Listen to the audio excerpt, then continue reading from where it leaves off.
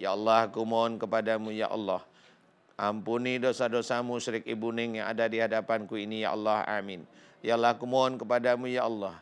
Keluarkanlah seluruh ilmu-ilmu musyrik yang ada dalam tubuhnya Ibu Ning ya Allah, amin. Ya Allah, aku mohon kepadamu ya Allah. Keluarkanlah seluruh pengobatan-pengobatan musyrik yang ada di dalam tubuh Ibu Ning ya Allah, amin.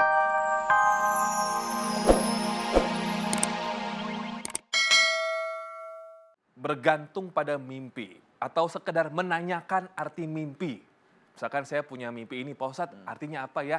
Itu kira-kira hukumnya apa sih Pak Ustadz? Sekedar nanya aja. Iya, gini, sebenarnya mimpi itu memang sesuatu yang terakomodir dari cara orang berpikir, itu yang pertama. Jadi kalau dia itu sudah memasukkan beberapa memori dalam otak, itu biasanya mimpinya ya begitu-begitu, kurang lebihnya.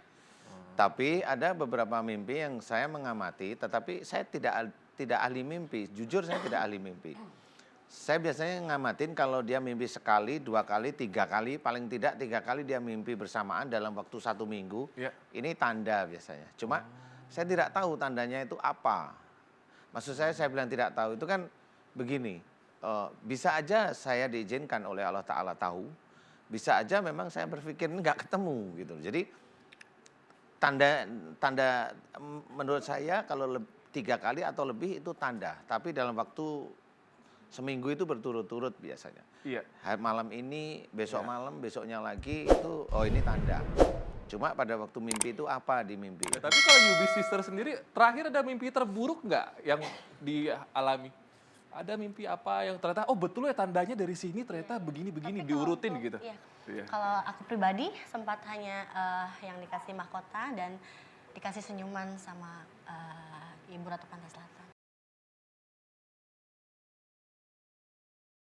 Itu aja sih.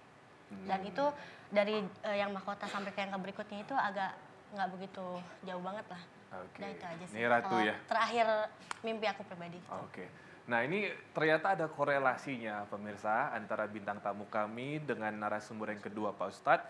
Karena yang satu ini juga kerap bermimpi tentang Nyi Ratu Kidul. Sesungguhnya apakah sosok beliau ini memang ada atau tidak? Nanti kita minta penjelasan dari Ustadz Danu ya. Untuk itu langsung saja bertemu dengan narasumber yang kedua. Assalamualaikum Ibu. Waalaikumsalam. Waalaikumsalam. Ibu silakan di sini sama Mas Robi. Ibu siapa namanya boleh tahu? Ibu Ning Kindardiati Ibu Ning asalnya dari mana Ibu dari Ning? Purwokerto. Purwokerto. Naik mobil ke sini atau pesawat atau Naik kereta api. naik kereta api ya. Mas Robi boleh lebih dekat? Enggak takut kan sama Mas Robi? Enggak, Sama Pak Ustadz takut enggak? cuma deg-degan dari tadi. Jangan deg-degan ada istrinya.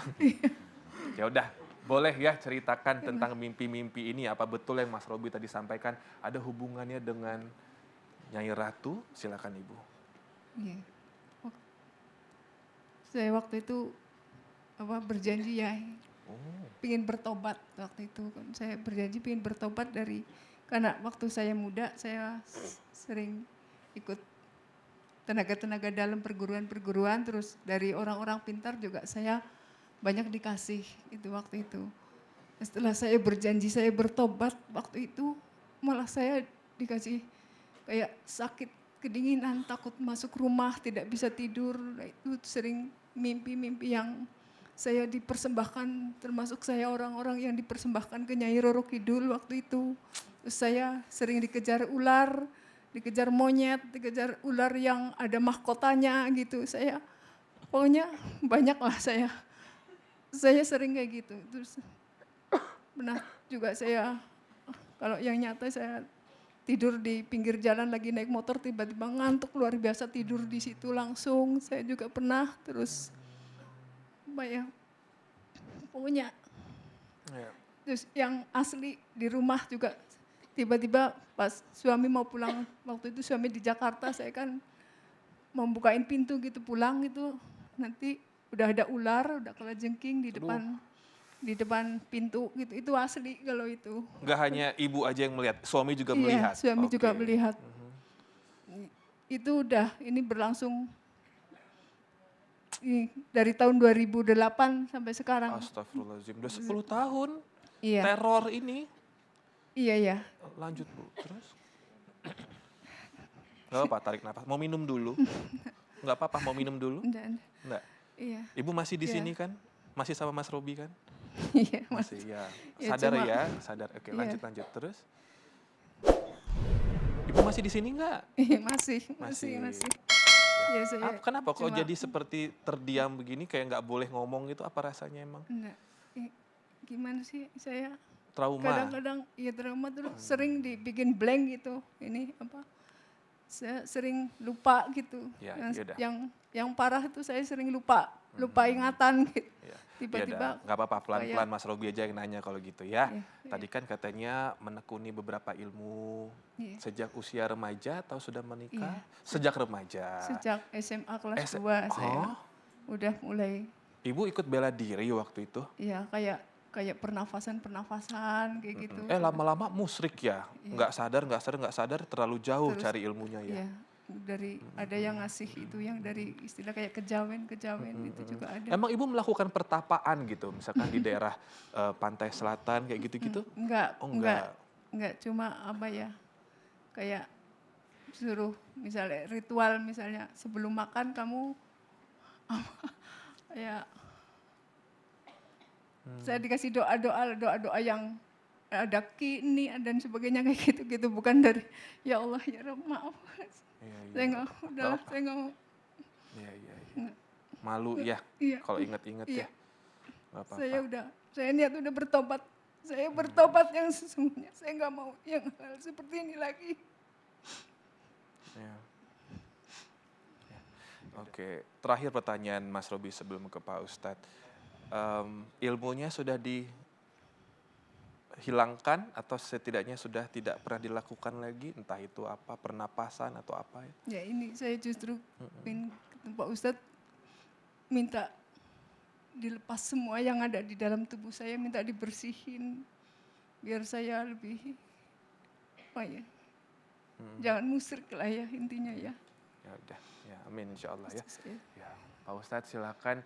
Yang Pak Ustadz lihat di sini, apakah memang apa nih analisanya Pak Ustadz? Ilmunya memang ada keturunan juga atau memang pure karena beliau belajar waktu itu Pak Ustadz? Ya, kalau di dalam tubuhnya alhamdulillah ada ilmu turunan walaupun tidak terlalu besar tapi tetap mendominir ya. Kemudian ilmu-ilmu pernapasan yang salah istilahnya ada. Pak Ustadz ngomongin soal sosok tadi. Ya. Dari pandangan Pak Ustadz atau dari apa yang Pak Ustadz sudah teliti, beliau ini tuh seperti apa sih Pak Ustadz? Karena kan kita selama ini hanya dari film ya Ibu ya, atau dari cerita legenda. Nah kalau dari Pak Ustadz bagaimana melihat? Jadi memang namanya Ratu Kidul itu memang jin dia. Dia jin, diciptakan oleh Allah Ta'ala itu sebagai jin. Jadi jin yang menguasai lautan khususnya di daerah Indonesia bagian selatan. Itu jin, betul-betul jin. Jadi bukan putri kemudian dia bunuh diri kemudian jadi penghuni lautan. Enggak, bukan, itu cerita salah. Bukan, jadi itu memang dia diciptakan oleh Allah Ta'ala sebagai jin. Jadi sama genderuwo itu ya jin, diciptakan itu ya begitu. Bukan karena umpamanya dia dulunya manusia kemudian tubuhnya dilaburi dengan vitamin E kemudian tumbuh bulu banyak, enggak seperti itu. Nah, ya. Tapi memang jin. Jin yang sangat cantik Pak Ustadz. Ya kalau jin itu kan ya dia cantik endaknya kan relatif ya. Tetapi kalau Ratu Kidulnya sendiri lebih tua daripada Nyi Roro Kidul. Jadi Ratu Kidul itu lebih tua. Jadi tua tapi cantik lah ya. Seperti itu. Ya Ratu cantik Kidul. relatif ya. Oke, makasih Pak Ustadz. Tapi aku pengen tanya pengalaman dirimu dulu deh. Dimimpikan tentang mahkotanya segala macam. Boleh ceritain dulu nggak? Iya, jadi gini Pak Ustadz, kadang juga pengen bertanya ya, maksudnya balik lagi percaya nggak percaya, tapi ini pengalaman pribadi dan ketika tahun berapa aku lupa ya, sore hari sesudah sholat asar tidur, karena aku tidur siang. Pas sesudah sholat asar aku bangun, tapi sebelum itu aku mimpi itu jadi di rumah aku ngomong deg-degan ya.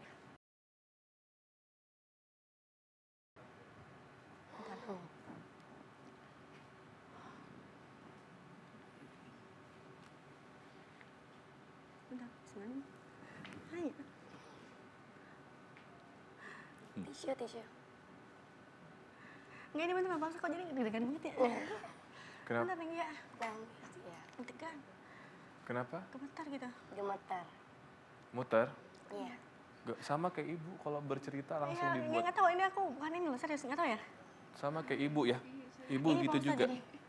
Selain gemeter, kadang kalau lagi bicara dibuat hilang gitu pikiran. Jadi rumah aku yang di belakang itu benar-benar digali dalam banget ya Pak Ustadz, dalam banget. Istilahnya di situ ada teman-teman artis, selebriti lah ceritanya kan. Ada seseorang master istilahnya, ayo dong kamu masuk ke dalam, kalau emang kamu bisa keluar lagi, kamu hebat, kata teman-teman seleb, teman-teman artis. Tiba-tiba si master itu keluar lagi dari rumah yang galian yang di dalam itu sama teman-teman kita. Jadi sayonara gitu loh. Ayo kalau kamu bisa kamu keluar. Padahal itu kan gue udah gali dalam-dalam gitu loh. Keluar tapi itu aku di situ, keadaan di situ aku nggak ada. Di teman-teman kumpulan itu aku nggak ada. Aku lagi di kamar tidur. Terus udah gitu ada sosok ya Ibu Ratu gitu datang untuk bawa mahkota yang gold, hanya memberi, udah begitu senyum gitu, hanya begini doang gitu ke aku gitu Pak Ustadz. Senyum lah gitu dia pergi, bangun. Itu yang mimpi pertama, udah begitu dari lama aku cuma melihat hanya begini, udah begitu hanya senyum, tapi yang dia di pinggir jalan yang pesisir apa sih, bukan pinggir jalan, pesisir pantai gitu Pak, yang cuma bawa yang dia cantik banget, dia yang apa nginiin apa Selendang? selendangnya hijau gitu, dia cuma set senyum gitu loh, lewat dah gitu doang. Jadi aku bingung gitu, maksudnya sampai saat ini itu apa sih, artinya apa sih gitu loh, kayak gitu aja sih. Pengalaman pribadi itu benar Pak Ustadz. Ya, makanya senang banget ketemu sama Pak Ustadz ya. Pak Ustadz silahkan. Iya, Ibu Hobi pegang. Ning, Ibu Ibu Ning, ya. Kenapa Ibu? Gak apa, nanti dijagain. Saya akan bantu mengeluarkan ilmu yang memang tidak manfaat untuk iman dan malah keluar dari tauhid. Ya, hari ini saya akan coba memohon kepada Allah Ta'ala mengeluarkan salah satu atau beberapa makhluk yang memang berurusan dengan Nyai Roro Kidul, ya apa-apa. Siap-siap, ikhlas, Buning. Lillahi ta'ala. Amin. Ya Allah, aku mohon kepadamu ya Allah.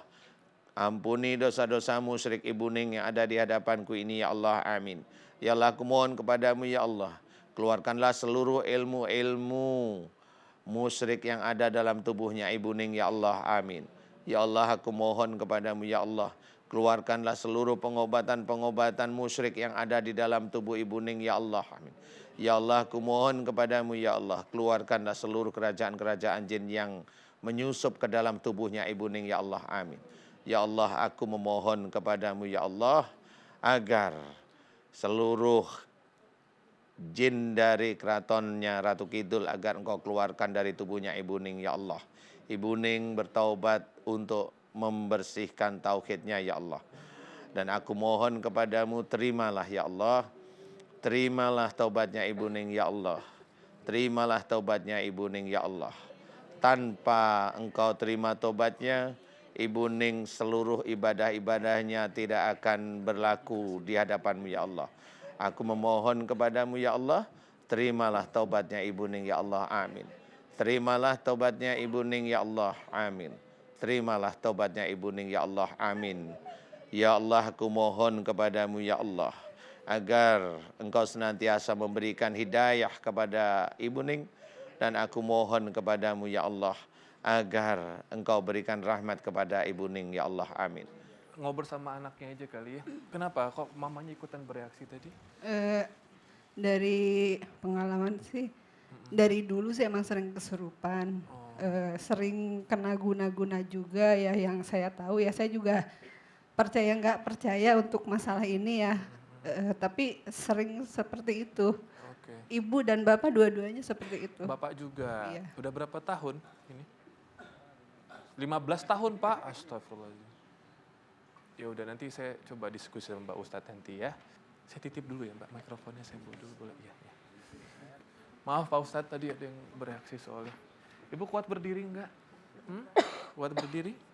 Bisa pegang mikrofon atau Mas Robi yang pegangin? Bisa pegang ya. Oke. Aku pegangin aja deh, nggak apa-apa ya, Ibu. Lemas banget soalnya. Mau duduk nggak? Ya udah kasih kursi deh. Ah? Nggak apa-apa, bener. Nggak apa-apa. Yakin kuat ya? Ya udah. Ini kayak Ada apa-apa? yang jalan tadi Tadi kayak ada yang jalan di kaki. di tangan sakit banget. Iya, tadi tangannya sempat terlihat bergetar. Itu apa? Ada yang keluarkah atau apa? Nggak tahu saya kayak apa sih kayak melawan. Mau melawan. Reaksinya mau melawan. Melawan apa? Doanya Pak Ustadz atau melawan yang di dalam? Kurang tahu yang Kalau sekarang apa rasanya sekarang ini? iya lega. Legaan. Lega ya. Pak Ustadz tadi sempat seperti tenaga dalam memang yang dikeluarkan. Itu reaksinya Pak Ustadz ya? Ya reaksi keluar aja sebenarnya. Tapi emang ada jin yang mencoba untuk melawan, tapi ya alhamdulillah atas izin Allah Ta'ala ya nggak mampu. Ya jin-jin nakal kan ada. Kalau ada orang beriman, ada orang yang nggak beriman, ya ada lah pasti. Ya, Ibu ini kalau Mas Robi lihat, tampaknya melihat masa lalunya Ibu jadi kayak nggak percaya diri sekarang ya. Ibu jadi kayak minder, betul? Ibu kayak ngerasa nggak diterima orang, kayak orang takut sama Ibu gitu ya? Betul? Iya. Betul ya. Jadi Ibu tuh kayak sudah, Ibu sendiri merendahkan diri Ibu gitu ya? Iya betul. Saya minta ibu-ibu yang di depan sini, peluk ibunya. Ayo, biar ibunya dapat semangat. Ibu sini, sini. Ibu juga bertiga sini, berempat sini. Dipeluk, sesama ibu-ibu, the power of emak-emak. Ayo dipeluk. Tuh, semua sayang kok ya. Ya, nggak boleh minder, harus tetap kuat, sehat, harus percaya diri ya. Saling mendoakan ya. Tuh, banyak doa kan? Udah nggak boleh nggak percaya diri lagi. Semua sayang sama ibu kok. Tapi ibu harus sayang sama diri ibu juga. Masa lalu ditinggalkan. Ya? Sehat-sehat ibu ya. Ada keluhan lagi nggak ini? Udah insya Allah nggak ya? Pelan-pelan Pak Ustadz nanti berangsur. Insya Allah ini proses keluar. Udah. Ibu terima kasih banyak. Cepat sembuh ya. Ya, Assalamualaikum Ibu. Ya, Waalaikumsalam warahmatullahi wabarakatuh. Katanya ya Pak Ustadz ya, konon katanya ketika seseorang dilukai tidak dapat terluka. Bagaimana sih Pak Ustadz? Apakah jinkah yang melindungi atau apa? Iya, itu tetap jin. Jadi jin dari besi itu memang ada. Memang Allah menciptakan itu jin seperti itu. Nah, itu ya ujian untuk kita sebenarnya. Ujian. Jadi kalau orang itu punya ilmu kebal biasanya kan dia jumawa ya. Menang sendiri merasanya seperti itu. Nah, jin itulah yang nanti akan menjadikan seseorang itu menjadi takabur, menjadi sombong, seperti itu. Akhirnya dia akan menjadi preman. Dia nggak sadar, dia sebenarnya sombong dengan dirinya itu sama seperti menyamai Allah. Kalau dia seorang muslim, dia menyamai seperti sifat Allah yaitu sombong. Jadi sombong itu sifat Allah. Jadi kita sebagai seorang muslim tidak boleh memakai. Nah, biasanya orang-orang yang kebal itu rata-rata memang sombong. Jarang orang kebal itu tunduk. Memang ada sih. Biasanya dari sisi seorang yang kelihatan alim umpamanya. Kemudian dia punya ilmu kebal dari bacaan-bacaan. Ya ambil ayat tertentu, dia baca, dia puasain. Ya ada sih bisa. Tetapi tetap saya bilang itu jin. Itu bukan dari Allah Ta'ala istilahnya. Oke, lalu cara melawan mereka yang kebal ini gimana Pak Ustadz? Apakah dengan doa atau betul katanya pakai garam apa saya nggak tahu sih Pak Ustadz. Itu bagaimana melawan mereka yang akibat kesombongannya orang sesungguhnya pengen bantu Pak Ustadz biar dia nggak sombong lagi. Jadi ilmu kebalnya hilang gitu. Jadi ada dua untuk melawan orang yang punya ilmu kebal. Yaitu dia punya ilmu lebih tinggi dari ilmu kebalnya. Ya sama-sama jinnya tetapi lebih tinggi dia. Nah, itu yang punya ilmu kebal bisa lepas, tapi tidak gampang lepasnya. Dia harus bertempur dulu. Oh. Gitu, dia harus bertempur. Beradu fisik umpamanya, dia bertempur dulu. Nah, itu baru nanti kelihatan siapa yang hancur duluan. Itu sama-sama ilmu kebal, tapi grade-nya di atas. Seperti itu. Jadi ada yang kedua, ini nggak perlu pertempuran. Nah, ini yang langka. Jadi biasanya orang dengan memohon kepada Allah Ta'ala itu bisa selesai, tapi ini langka. Ya. Jadi sama seperti para nabi, nabi itu kan kalau ada kesulitan kan selalu doanya kepada Allah. Jadi tidak menggunakan alat, tidak menggunakan sesuatu. Seperti Nabi Musa pun pada waktu dia mau mengeluarkan ularnya pun disuruh oleh Allah Ta'ala untuk melemparkan tongkat. Jadi Allah yang menyuruh. Jadi bukan Nabi Musa belajar puasa begini, diwiritin, enggak ada. Memang itu spontan. Nah ini langka yang seperti itu. Nah itu mukjizat ya. Jadi yang seperti itu sangat langka dan sangat langka. Kalau saya bilang langka itu ya belum tentu di belahan dunia separuh itu ada 1 atau 2, belum tentu ada. Nah ini saya terangkan karena apa? Karena memang seperti itu. Seseorang yang memang dia kebal memang harus tempur kebal lawan kebal. Tinggal mana yang lebih tinggi grade-nya. Karena memang ada jin yang dari besi sehingga dia akan melapisi kulitnya. Pada waktu seseorang yang tahu mamanya kelemahannya biasanya orang yang diizinkan oleh Allah Ta'ala melihat kelemahannya di mana, kemudian dia menusukkan di titik lemah itu. Pemirsa, narasumber kami yang ketiga, ia adalah seorang laki-laki yang menekuni ilmu hitam, khususnya ilmu kebal. Tidak setahun 2 tahun, namun belasan tahun. Langsung saja ini dia.